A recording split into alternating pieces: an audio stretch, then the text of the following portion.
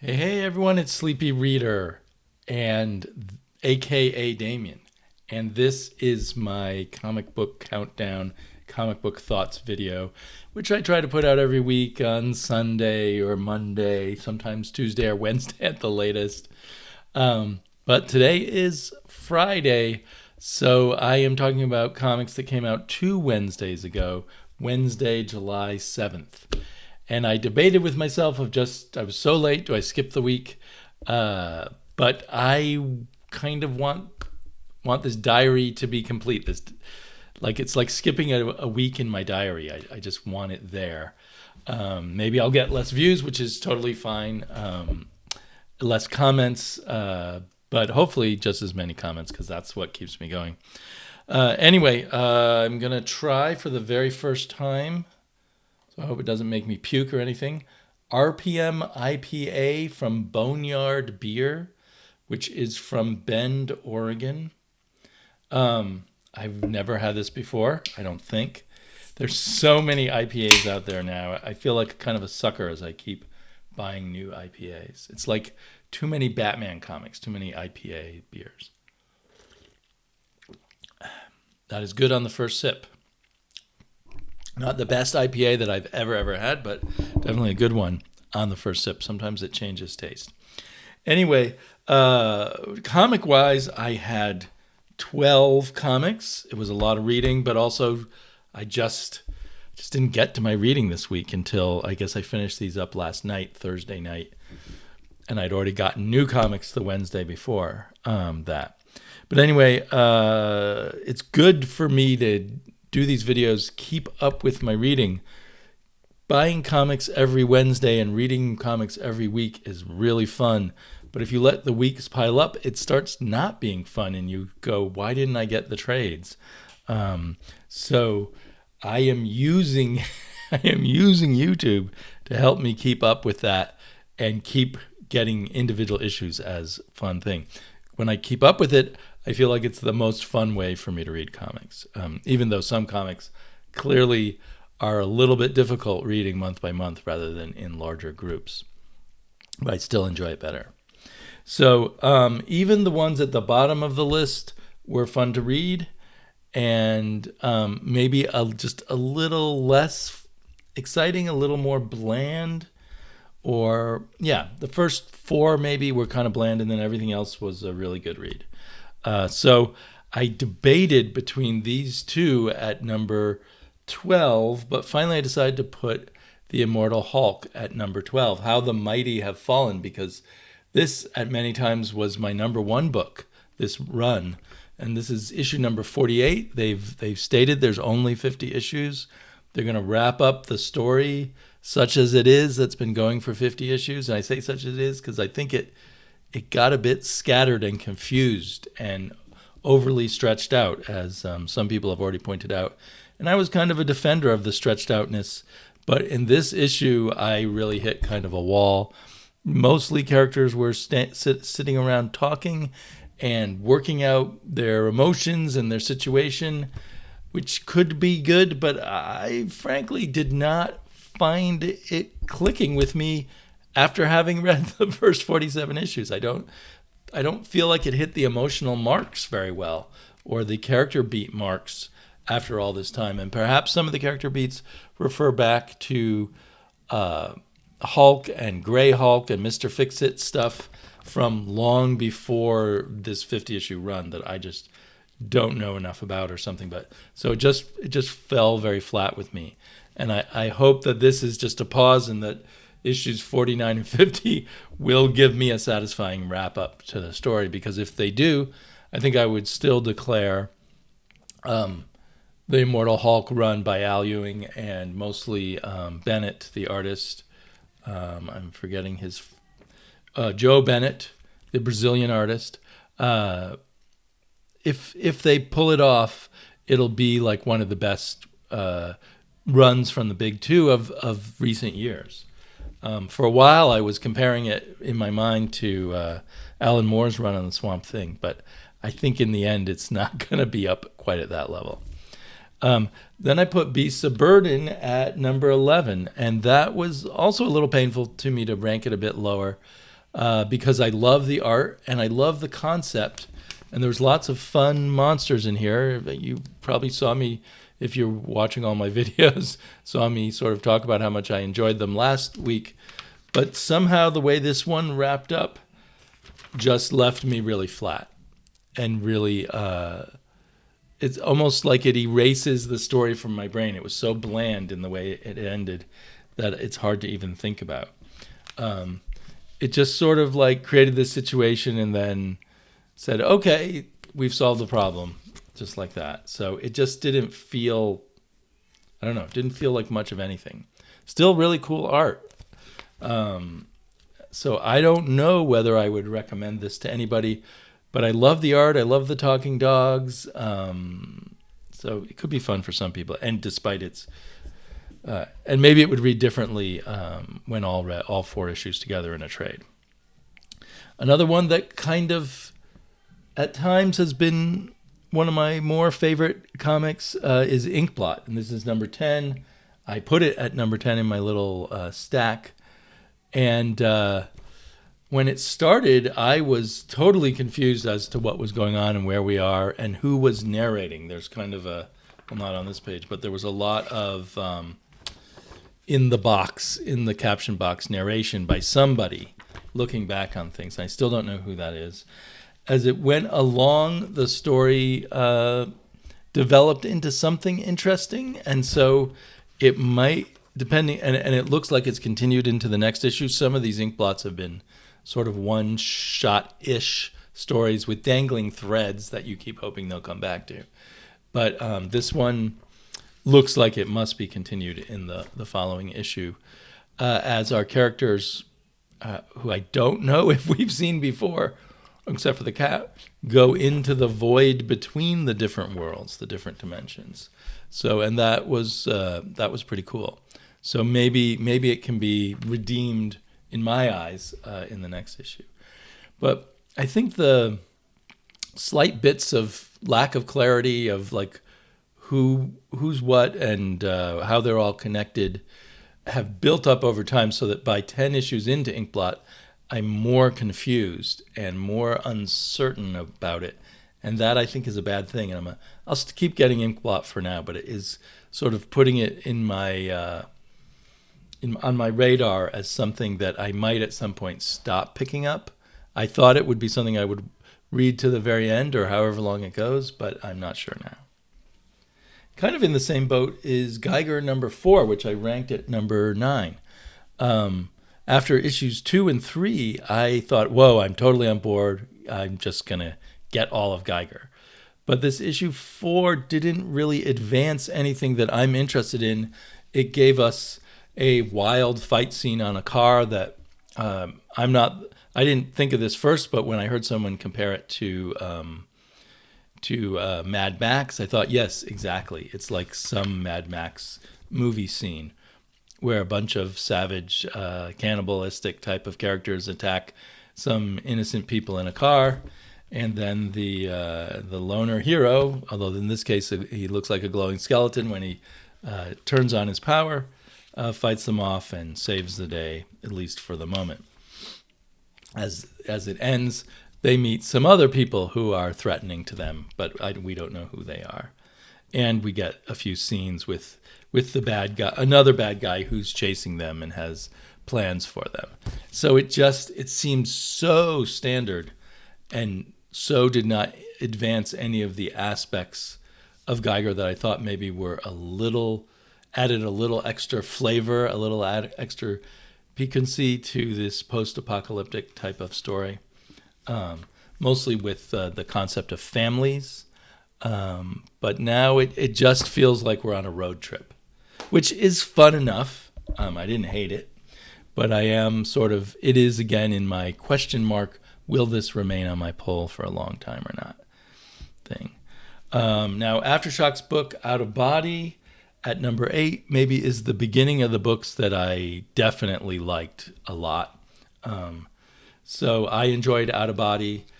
It's funny, it kind of reminded me of Carmen in the sense that it's about someone doing some astral projecting and wandering around, and is he dead or is he alive? And he has My computer decided to go to sleep.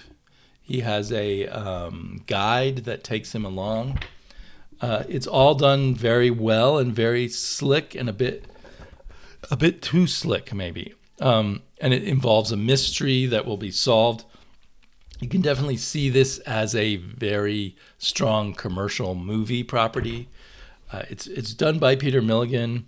There's some odd things in there, in particular, like this nurse who likes to have sex with comatose bodies.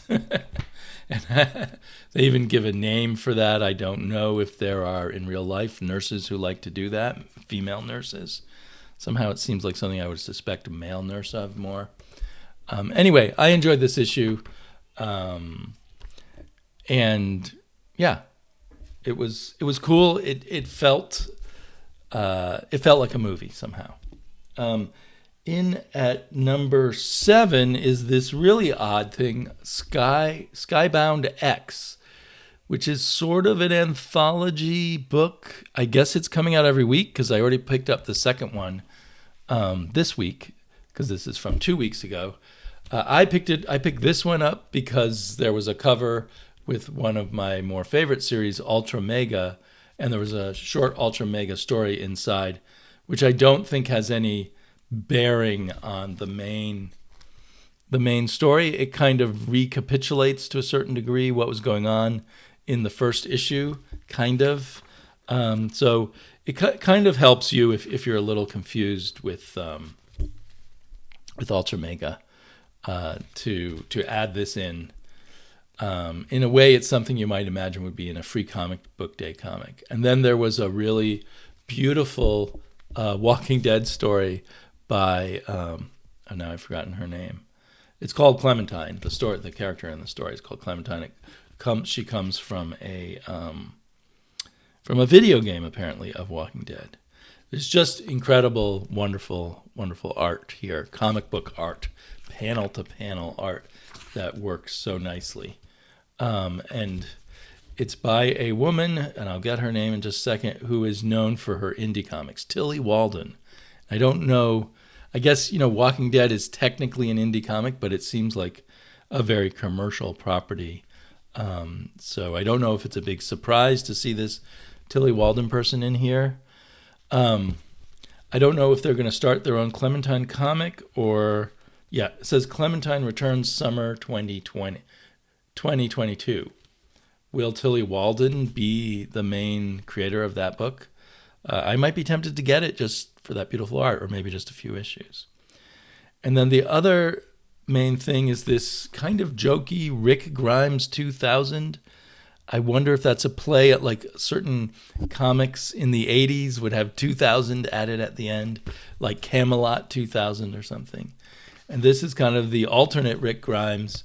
I think Kirkman is just kind of joking around, like that when he told Image Comics that in a few issues of Walking Dead some alien flying saucers would show up, he's now playing around with that idea with incredible art by Ryan Ottley, the penciler most well known for Invincible, and super ultra-violent, but so cartoony it didn't disturb me the way I might be disturbed by some ultra-violent stuff. So it looks like a wild ride, and I think that there'll be an installment in every issue of Skybound X. So I bought the second volume mostly because it had a story from another series that's a favorite of mine, which is Birthright. But I'll be happy to see the next installment of that Rick Grimes 2000. It also had a Manifest Destiny story, and I don't really know anything about Manifest Destiny other than hearing people who used to follow it. I haven't heard much about Manifest Destiny in quite a while. I guess it's still sort of ongoing, maybe. And I don't know if the art in Manifest Destiny normally looks like this, but I didn't read it. I just figured I don't know anything about Manifest Destiny, and this art is kind of pushing me away. Maybe I'll read it later when I have some reason to. So that was my number 7 comic out of 12. My number 6 out of 12 is Ordinary Gods, which has a really cool cover when you open it up. The cover really didn't grab me like this, but once I go like that and I see kind of this guy running in front of all these other people, it was really cool somehow. And this has kind of a, I don't think there's a name for it, a familiar storyline now in indie comics in particular, but maybe sometimes in Marvel Comics or something, where there's a hidden group of people who aren't really human, who have been alive for a very long time, who may or may not be godlike. In this case, I guess they are godlike, and they are the projections of gods from another dimension, hiding out on Earth in human bodies. And so in a sense, they reincarnate from body to body and don't always remember it. So this fellow, we learned during the issue, is a reincarnation of one of these very powerful gods, but he doesn't know it at all. And so all these violent things happen to him. It was a well-told story, and I'll definitely check it out for a while longer. It does have that familiar feeling. It feels like there's been many stories that I've read and many that I've liked that have various aspects like this. The one that jumps to mind most is Sacred Creatures, which I liked so much I bought in the trade along with getting the individual issues. And then they didn't sell enough and they stopped. But this one was really incredible. And it was about angels and other creatures from the Bible who'd been cast out and left on Earth. And a really complicated story. Kind of had a bit of a Sandman, the Sandman mythos vibe and some other things. Anyway, I happened to have this right nearby, and that kind of plot trope reminded me of Ordinary Gods. But I'm sure you can think of other comics or stories like that. In at number 5, I put The Good Asian, which I'm enjoying a lot. This is issue 3. Issue 2 started to confuse me a bit. Issue 3 had a more straightforward story until the end. And at the end, it threw in some stuff that I was like, oh, wait, am I supposed to know these characters and the significance of what I'm seeing them do? Or am I not? Or are they introducing new characters? But most of the story was about, what's his name? Edison Hark, the detective, looking for clues by talking with this girl who works at the Chinese telephone exchange back when all of your phone calls, this is 1936, had to go through an operator to connect to whoever you wanted to call. And that operator could listen in on your call if she wanted or he wanted, but it was traditionally women. So these women, the Chinese neighbor at the telephone exchange for the neighborhood where Chinatown, I guess, in San Francisco, know a lot of what's going on. So anyway, it was quite strong, quite good. I hope that I've heard this is 7 issues. I hope, now that we're getting towards halfway through, I hope everything gets a little more clear. He did finally in issue 3 kind of clear up stuff that I learned in a podcast interview with the author. When the first issue came out, I learned about how a lot of the ways that the Chinese immigrants worked their way around the American bureaucracy and the rules to bring more people from China when they weren't really allowed into the U.S. at all, or very few of them were. Okay, in at number 4, and the top 4 were like my favorites of the week, I would say. It was The Wrong Earth, Night and Day. So everything that's been building up with Wrong Earth is really beginning to pay off nicely in this issue. It's issue number 5, so I guess there's one more issue to go. So I'm sort of retroactively liking the Wrong Earth Night and Day series and the original Wrong Earth series even more for the way things are kind of paying off with the relationships between the different characters. And we continually get a few extra revelations about different characters. And we now have at least 3 sets of the different characters, and that's a lot of fun. This is, as I've said many times before, this is especially fun for people who are or have been Batman fans at some point, because it's all playing on the different types of Batman we've had over the decades. You know, starting with the Batman '66, the Adam West type of Batman. So yeah, I'm really looking forward to the final issue of this. I wonder if they'll do any more Wrong Earth books after this. We'll see. I'm kind of more into Wrong Earth now than I have been all along, although I really enjoyed the first series. I never made it through the middle series that was kind of a prequel of sorts. Maybe if this ends really well, I'll go back and finish reading that one. It did not. That middle one, the prequel one, did not have Wrong Earth in the title. I think it was called, whatchamacallit, man. It was called Dragonfly Man and Dragonfly, something like that. Okay, and then at number 3, Basilisk, Chapter 2.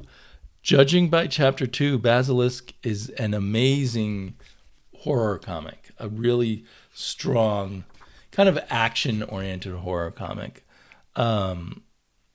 Again, you can kind of picture this one as a movie, too. And this one also has a group of people who live much longer than regular humans and are not regular humans hiding amongst us, and they're pretty horrifying. So it's kind of also in that vein of sacred creatures and ordinary gods. But I really liked how it was done, and it had some really strong moments of kind of gross and disturbing horror, but done really well. I didn't feel like they were just thrown in for exploitation or something. They really fit the theme. My only question is why our kind of heroine, who's not one of these creatures, thinks she can defeat them. I'm not sure at all about that, even though she seemingly has the basilisk sort of on her side at the moment. I'm assuming this is from Boom. I'm assuming it's going to be a short run, 5 issues or 4 issues, and it feels like it could be. But on the other hand, I wouldn't be adverse to it opening up and turning out to be a longer series. My number 2, it was a real battle between number 1 and number 2, which should be which. But I think right after I read this number 2, I thought it would be my number 1. But after thinking about it more, there were aspects of the overall story that felt a little too Hallmark card, pat psychology to me still. I came back to that feeling. But I still loved this comic. It was the final issue of Gilliam Marsh's Carmen. And it contained so as an issue by itself, it was very strong. It contained a really cool way of wrapping up this story and bringing it back to imagery from the beginning of the first issue. And so it was very satisfying the way that they did that. But I think it was when I looked back at the entire 5 issues, since it's taken me, I read this is one of the first things I read, so I've kind of been mulling about it a little bit in my brain for over a week. And it just seemed a bit soppy on some level. There's that level of it. But more sort of the real characterization of the main character who commits suicide either successfully or unsuccessfully, and her reasons for committing suicide and stuff, it never fully gelled. It needed for me to be a little more than it's just about romance, and it's just failed romance, and just about someone sort of being selfish in their romantic feelings and so killing themselves. So that's why I didn't make number 1. But overall, Carmen has been one of the best series of 2021 so far. And of course, it may have appeared in Europe before 2021. And I would love to have a European size album trade of this to come out, especially in a hardcover, and I would buy it up in an instant. And it's definitely one I will reread again and re-look at a lot. I mean, it's been one of the standout art-wise comics in a long time. So yeah, I hope that Gilliam Marsh has more stuff up his sleeve and won't just, at least from the American market point of view, just return to just doing Batman at DC and not do more things like this. Finally, I put it number 1, the second issue. So it's going to be 12 issues total, so it could be totally different by the end in terms of what I think about it. But my current thinking this week, Nice House on the Lake, issue number 2, took my number 1 spot. Even though I kind of had a few problems, it looks like each issue now starts with a flash forward to the character who is, in some senses, the central character of a given issue at the beginning. And I didn't quite recognize him here until later in the comic, and I had to come back a few times to figure out, oh, that's this guy. Because even his hair, at least as colored here, was a darker, dirty yellow rather than a lighter blonde there. So the character that sort of takes center stage in this issue is the musician. And the other thing that I struggled with a bit were these little logs of people's conversations where it was entertaining to read, and it wasn't too hard to plow through the way some text is when there's a whole page of text. But it would say reporter, accountant, reporter did, accountant, this isn't real, scientist, Molly, accountant, I just want to wake up, reporter, what the... So I don't remember who the reporter is or who the accountant is here on issue 2. So it would have been nice if maybe there was a better reminder on this page or maybe on here that reminded me who all the characters were and not just their tags. But the art is incredible. I guess you could say James Tynion, the writer here, is slowing things down a bit to explore both the backstory and the current situation in the house. But despite some senses of slowing down, there's a lot of surprises and unexpected little bits throughout in the second issue, where you would think after he set up and then did the big surprise in the first issue, maybe the second issue wouldn't have that same vibe. But it's kind of delightful overall between the art and the story, the pacing of the story, the sense that Tynion really knows all these characters, I feel.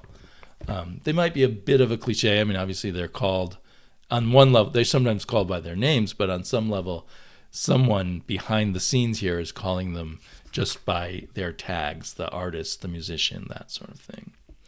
I loved all the details. You can spend a lot of time looking at this bookcase here and see a lot of familiar graphic novels and ones that aren't familiar. There's a series called Love and Explosives. I think he made that up for this book.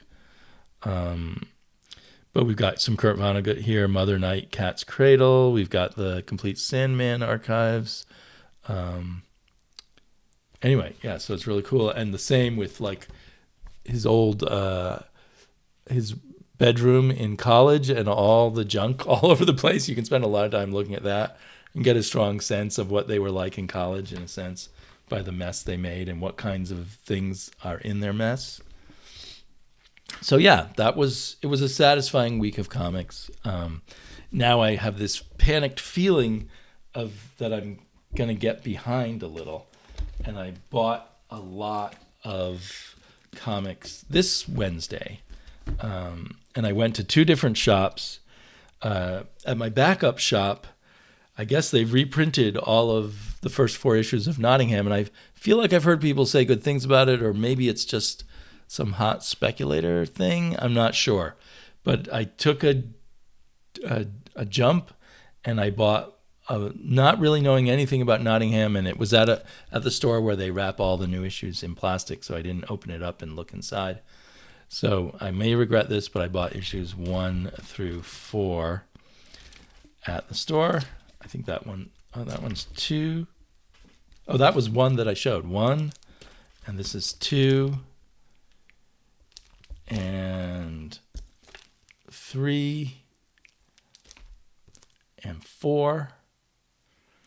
I also bought Blacksmith, so I think that's a book from a week ago that my regular shop didn't have. So I bought that at my backup shop. Let's see, and then they open my case. The rest I could fit in the case. So some of these are wrapped in plastic and some have not been bagged and boarded.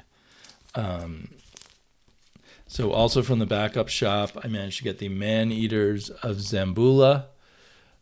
This is kind of an Americanized cover, I suppose. It's by Yannick Paquette. There's always multiple covers on these Sumerian books. And I picked up Oblivion Song number 32. See how that's and it's heading towards its wrap-up. And my regular shop, for some reason, did not get me Silver Coin number 4, so I managed to get that at the backup shop. And I grabbed this book called Savage Hearts. I'm not immediately excited by the look of the artwork on the cover, which I assume is like on the inside. And I don't know where I've heard this name Aubrey Stitterson before, but there's something I read about this comic that made me think I might like it. I can't remember what that was now. And I picked up Tarna number 6. So those were all from the backup shop. Then from my regular store, I got Skybound X number 2. And happily, they have covers. There's one time when I don't want the A cover. I want the cover with the characters that I really bought this anthology for. So I guess this is cover B, actually. And I got issue 2 of 4 of The Secret Land, which was a kind of Nazi fantasy horror story, I think. The first issue of Canto number 3, Lionhearted. Yeah, Lionhearted, not Lionheart. Interesting. And Eve number 3, I'm really excited over Eve. I really love the first 2 issues of Eve. And I'm really excited for 6 Sidekicks of Trigger Keaton. I really loved issue 1. This is issue 2. Nice cover. Nice design of the cover. Haha number 6. Unfortunately, I've heard some rumors about this. Not that they were bad or anything, but I'm almost reluctant to read it. I don't know why. I feel like I might put off reading that a little bit. Super excited. I've been loving Haha, most of the issues of it. Norse Mythology, number 2, but really like number 8 or something, because it's just volume 2 that continued on from volume 1. And who's the artist this time? I'm not sure. I guess still Matt Horak, who did a good job last issue, but I'm not familiar with him. But I always seem to enjoy Norse mythology. Batman the Detective, number 4 of 6. So I might as well stick on to this. Even though there's a familiar stuff, there's also been a lot of fun stuff for me. I'm still thinking of myself as at least semi-retired from all the Batman reading that I used to do. I just still kind of feel I need a break. And then a new Thor arc is starting. And I don't know anything about it. I haven't read about it. Revelations start here with a new artist, Bandini. Looks pretty good on first glance. So that's kind of a peek at what I'll be reading. Not all of those will probably make it in, especially the ones that weren't from this week. Will be making it into the stack that I review. Eventually, I might do some videos about catch up, where I have read a whole bunch of issues at once and give you my thoughts on books like that. Like the if I read all of Nottingham. And there's other comics I have laying around that I've let slide that I'd like to catch up on. So anyway, this has probably been a long video. Oh yeah. But that always happens and I always seem to regret it.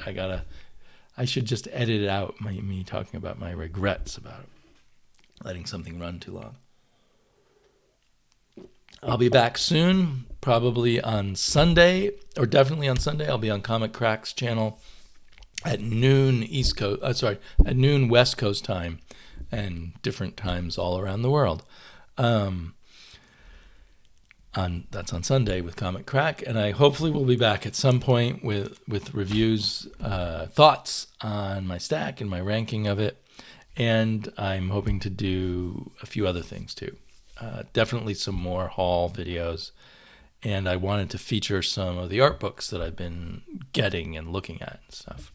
Talk to y'all later. Have a good comic book reading week.